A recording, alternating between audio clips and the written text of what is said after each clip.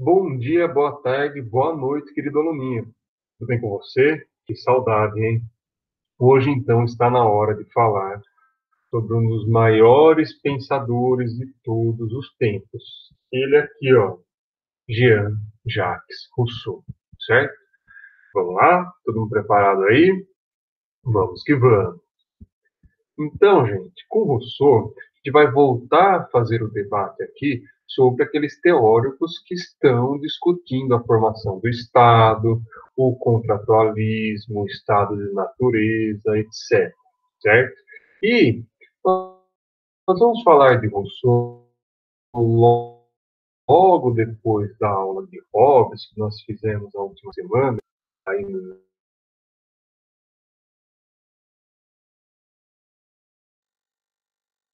YouTube também, porque basicamente o Rousseau é completamente oposta à teoria de Hobbes, certo?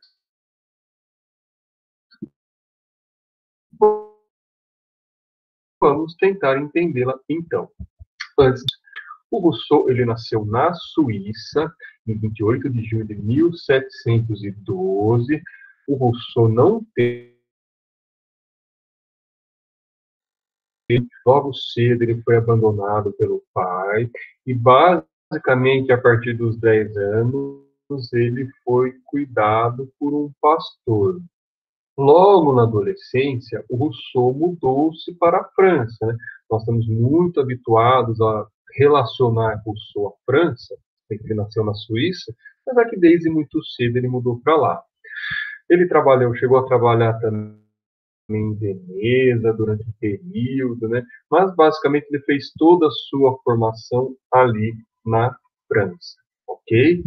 Grande parte, né, da obra de Rousseau, portanto, nós vamos tentar entender aqui, é uma obra dedicada a analisar e defender basicamente a democracia. Vocês lembram que Hobbes, que nós estudamos anteriormente, era um grande defensor do absolutismo, não é mesmo? O Rousseau, por sua vez, vai ser um grande defensor da democracia. Nós vamos entender esse processo aqui, nessa aula ainda, né? Então, grande parte das obras de Rousseau, no período em que, na França, nós temos uma grande monarquia absolutista, as obras dele, inclusive, que são várias, chegaram a ser queimadas, né, pelo parlamento de Paris, literalmente queimadas em praça pública, né? Nesse período ele chegou a se exilar na Inglaterra, né? Lá estava falando um pouquinho antes de 1760, na década de 60 do século XVIII, isso. E depois ele volta para Paris, né? Onde vive ali até o final da sua vida. E só depois, né, ele vai ser reconhecido como um herói nacional, tamanha influência que sua obra teve na Revolução Francesa. Certo? Então vamos entender um pouco desta influência. A questão, o Rousseau é dono de uma vasta obra, mas aqui basicamente as duas obras que nós vamos tentar discutir hoje, né, que são muito importantes para o entendimento da teoria de Rousseau. A primeira, A Origem da Desigualdade entre os Homens, de 1755. Né? É nessa obra que Rousseau vai falar bastante sobre a propriedade privada, que é fundamental para o entendimento da sua teoria.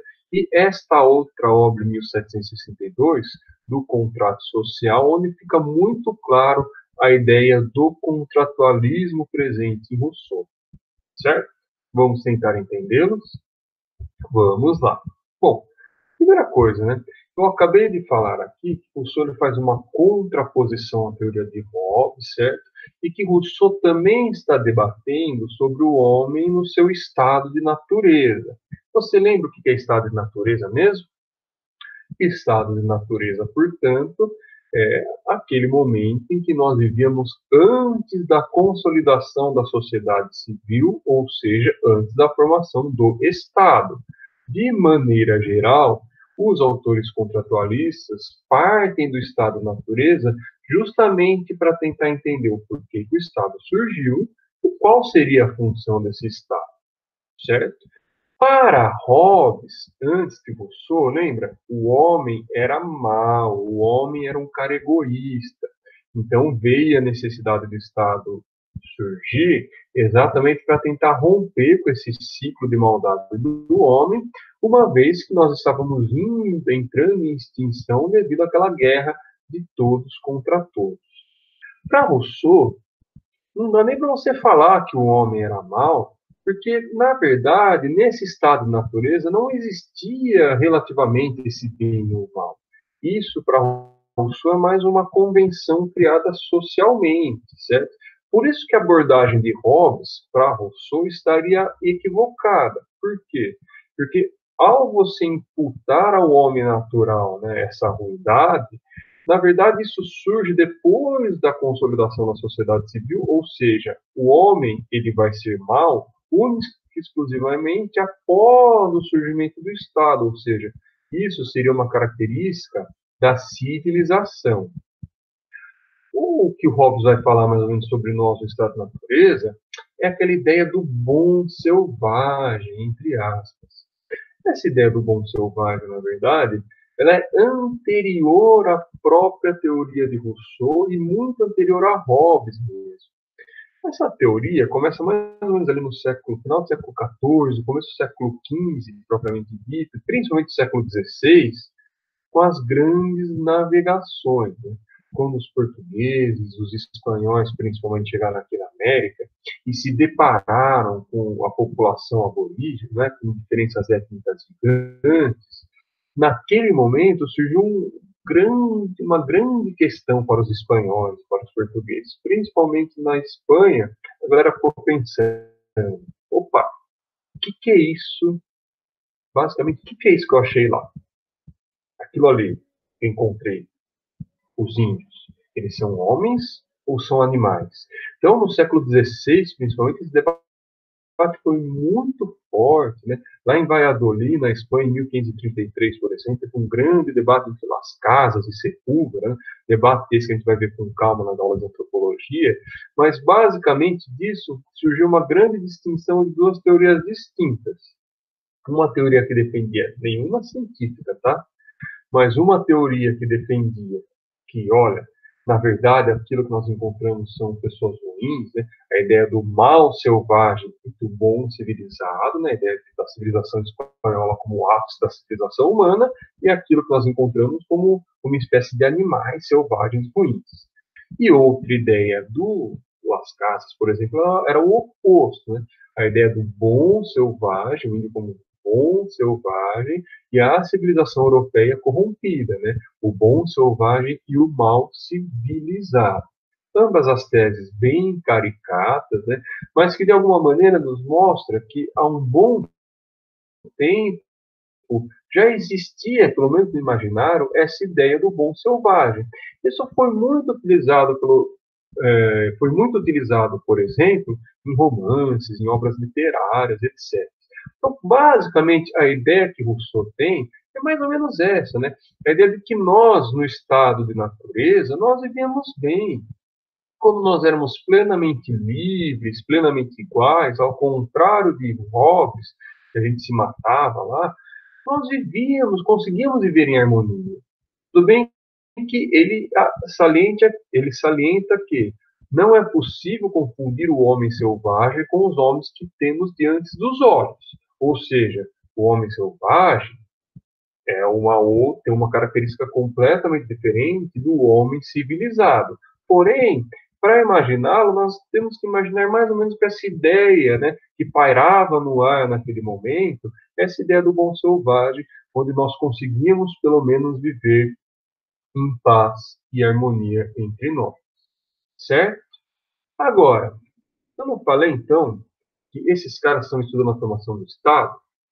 Então, se nós vivemos em paz e harmonia, nesse estado de natureza russoniano, por que casta surgiu a necessidade de formarmos o Estado?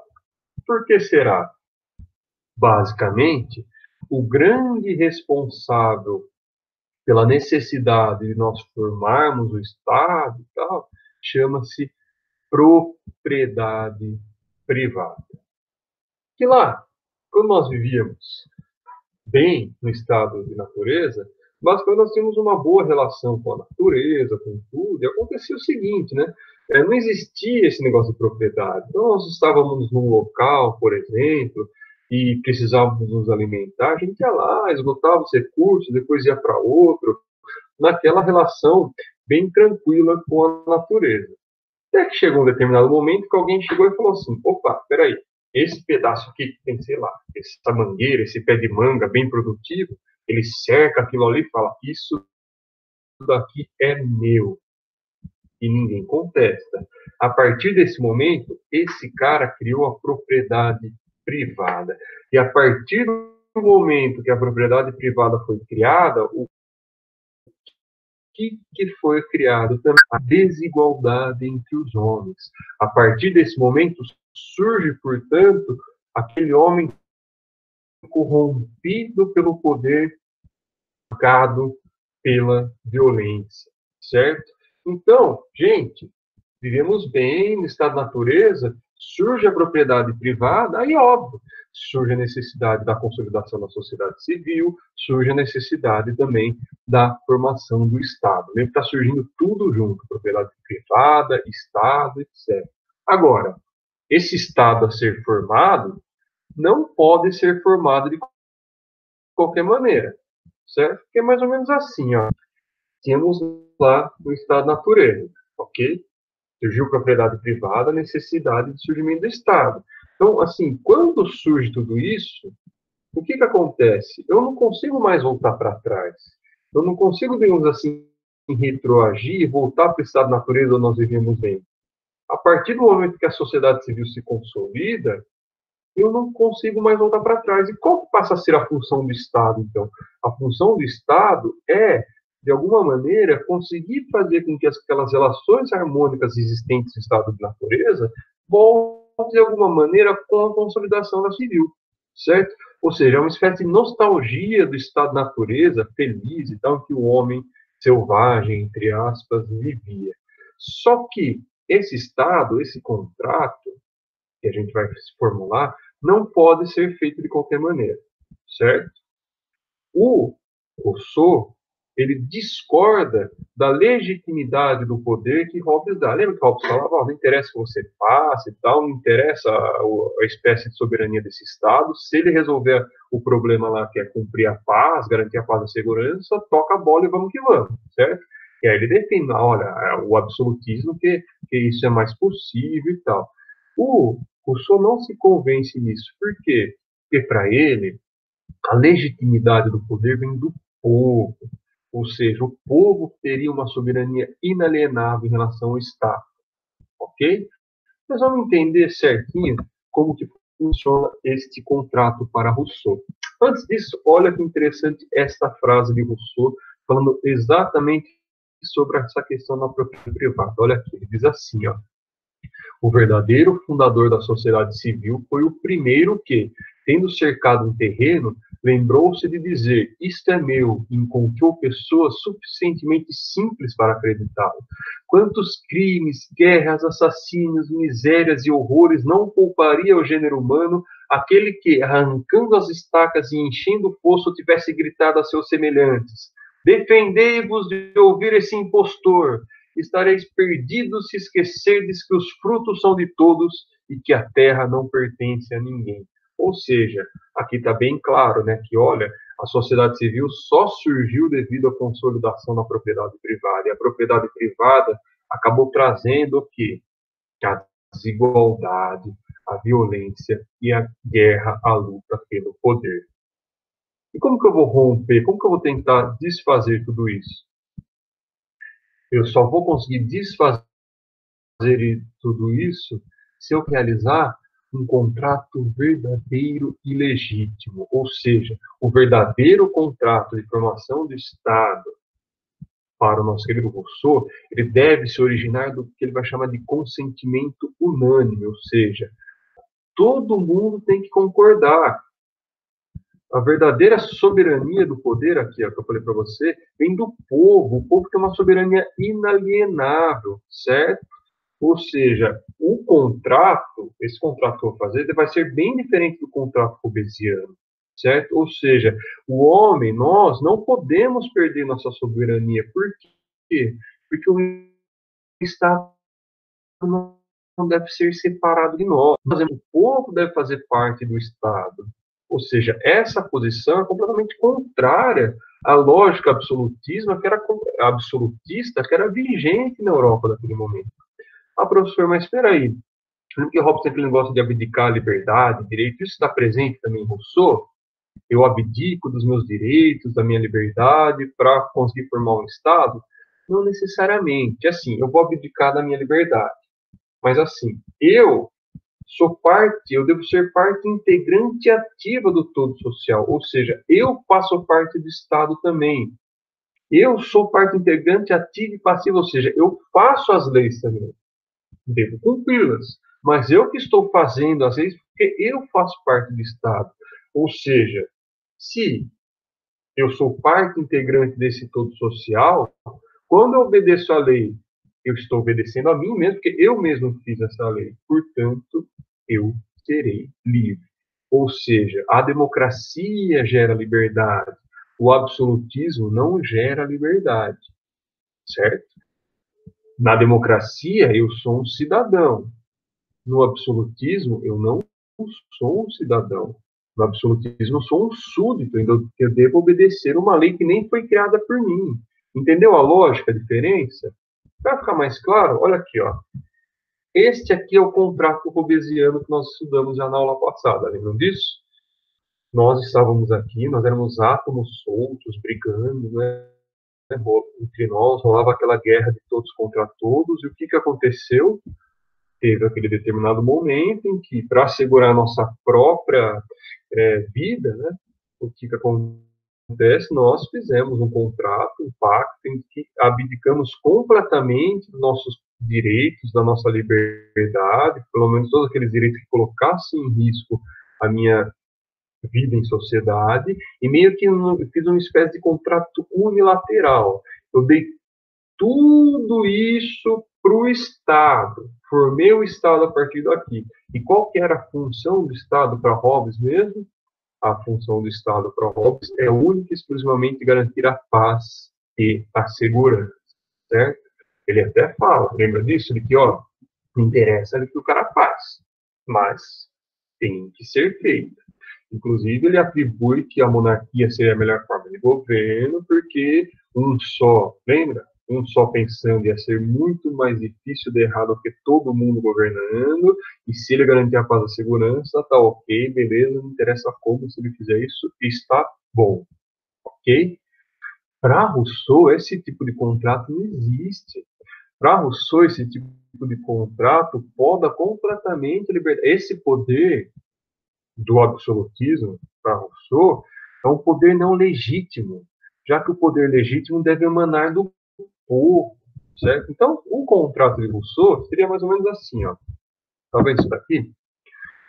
Isso daqui, gente, seria nós lá, certo? Então, nós estávamos no estado da natureza, está aqui vivendo bem, de repente surgiu a propriedade privada, já naquele monte de problema, já citado.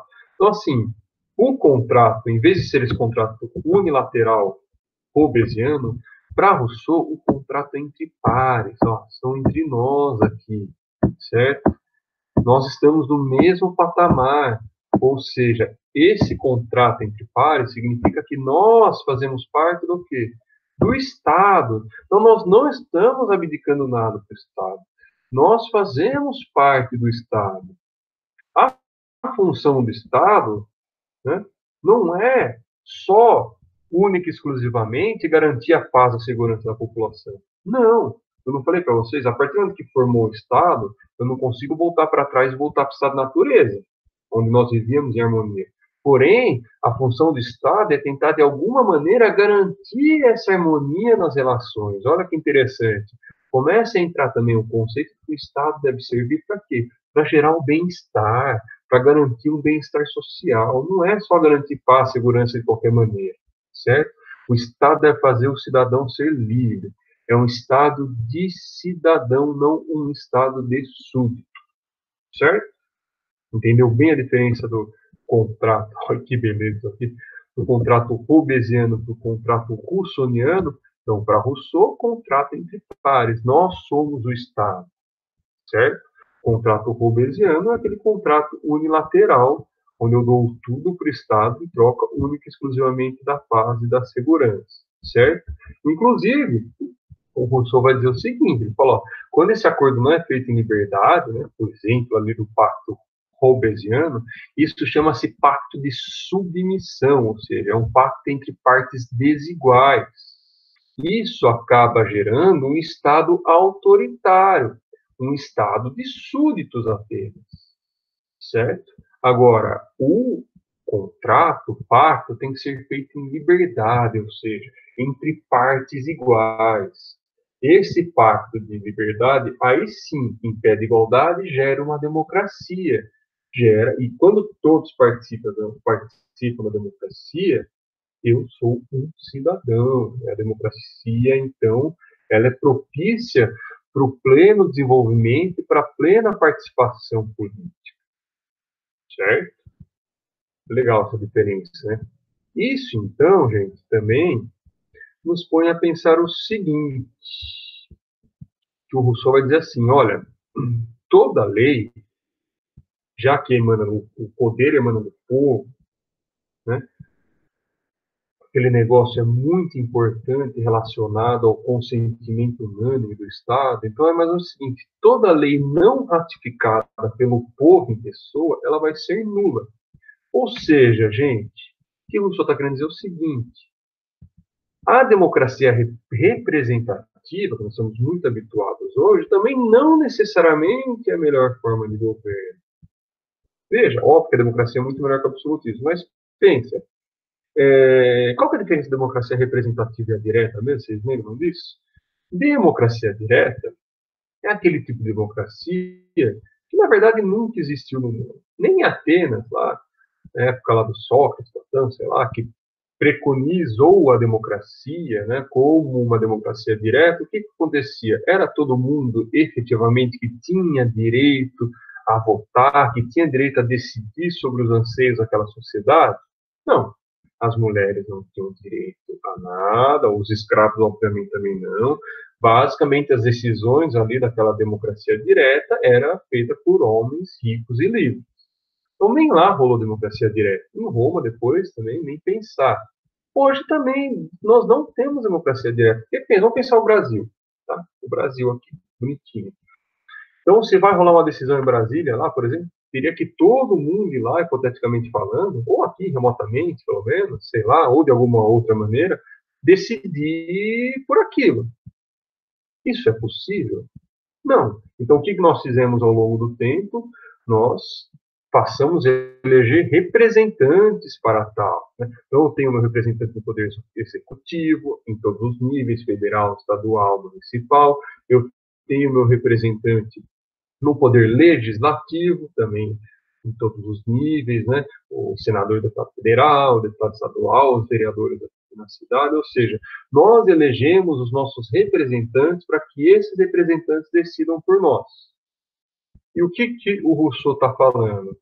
Que, basicamente, se não for ratificada pelo povo, as leis não têm serventia. Então, eu pergunto para vocês, jovens, vamos pegar o Brasil, por exemplo.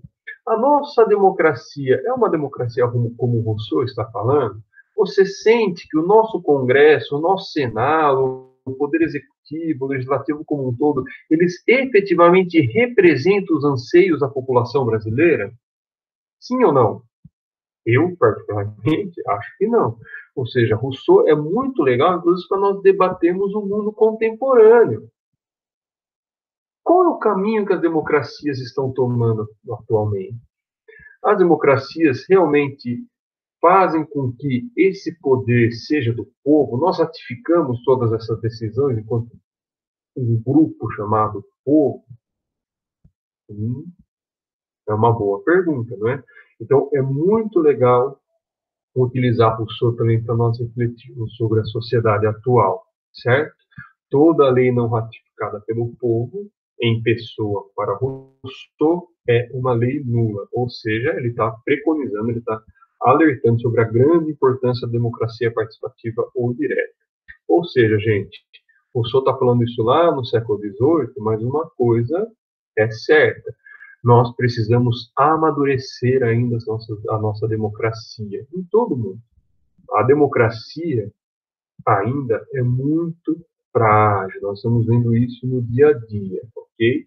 E começa com o Rousseau um debate muito legal sobre o Estado democrático de direito, certo? Beleza? Espero ter ajudado vocês, certo? A próxima aula nós vamos debater sobre John Locke. Se a gente for ver, né, historicamente falando, o John Locke está escrevendo antes de Rousseau, mas eu coloco ele depois porque o Rousseau está fazendo um debate direto com Hobbes e com o Locke nós vamos inaugurar os teóricos que defendem o liberalismo, ok? O John Locke é o último contratualista que nós vamos estudar aqui, certo? Espero que todos estejam bem, para vocês tenham curtido a aula. Então, falaremos mais sobre os contratualistas, sobre a formação do Estado, aqui, nesse mesmo Templo do Saber, nesse mesmo horário, nas próximas semanas. Imperdível! Tchau!